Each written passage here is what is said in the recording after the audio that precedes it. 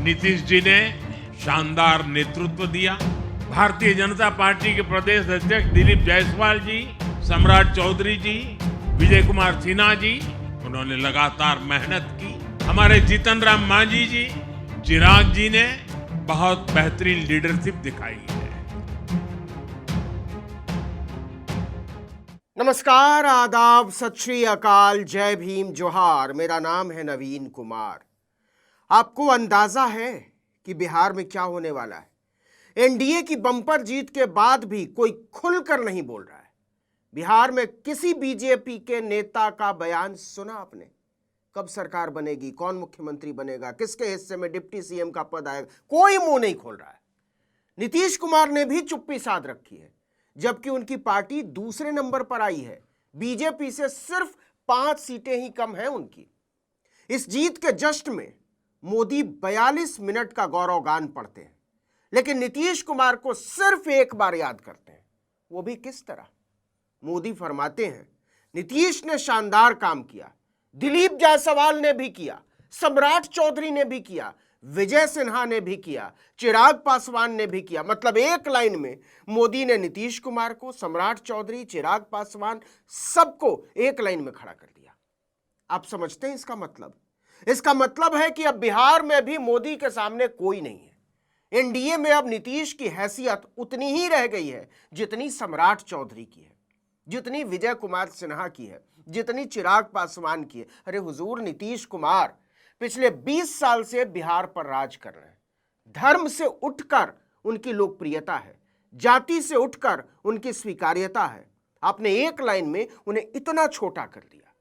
मोदी के 42 मिनट के भाषण में नीतीश के एक लाइन में जिक्र ने यह साफ कर दिया है कि आने वाली सरकार कैसी होने वाली है। आप किसी मुगालते में मत रहिएगा। बिहार में बीजेपी का राज आ चुका है, बस कुछ दिनों की बात है, आपको यकीन हो जाएगा। अब नीतीश के दिन गए, सुशासन की सरकार की बात पुरानी हुई।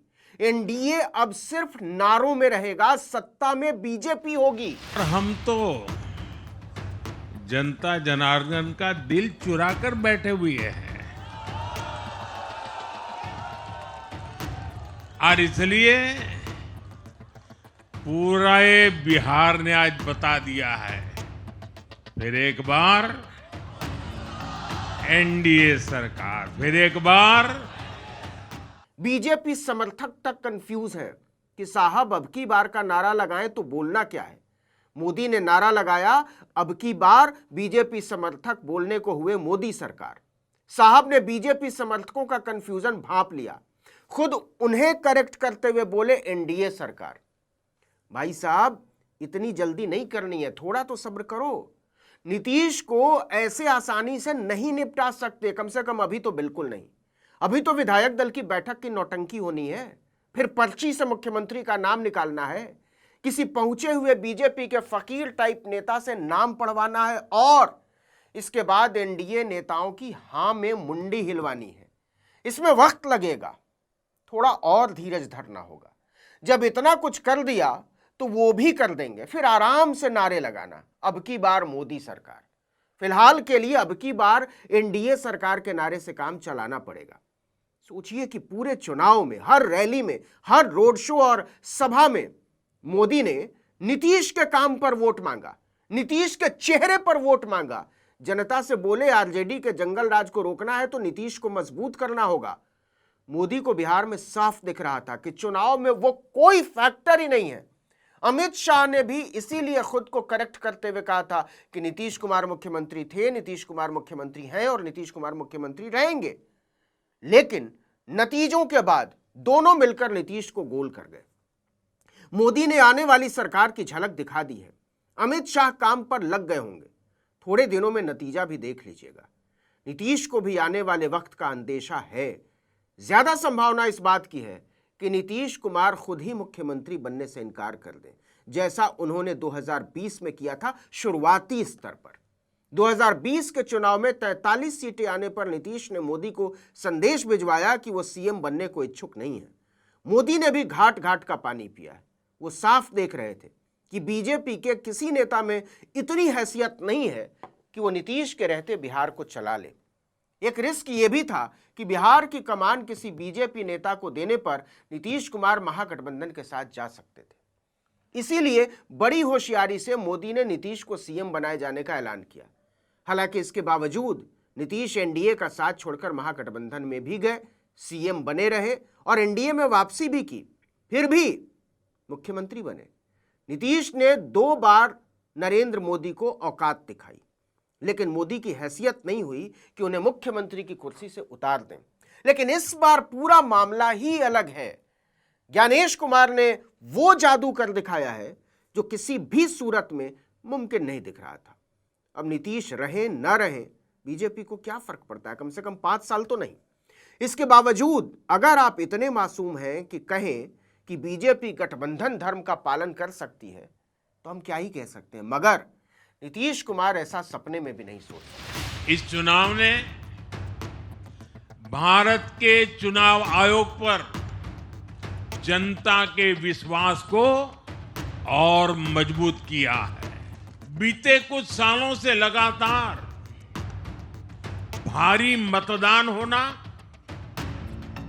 वंचितों, शोषितों द्वारा ज्यादा से ज्यादा मतदान करना, ये चुनाव आयोग की बहुत बड़ी सिद्धि है। अब जाकर मोदी ने सही कहा है, बस एक शब्द गलत बोल गए। चुनाव आयोग पर जनता के भरोसे को मजबूत नहीं किया है, बीजेपी समर्थकों के भरोसे को मजबूत किया है।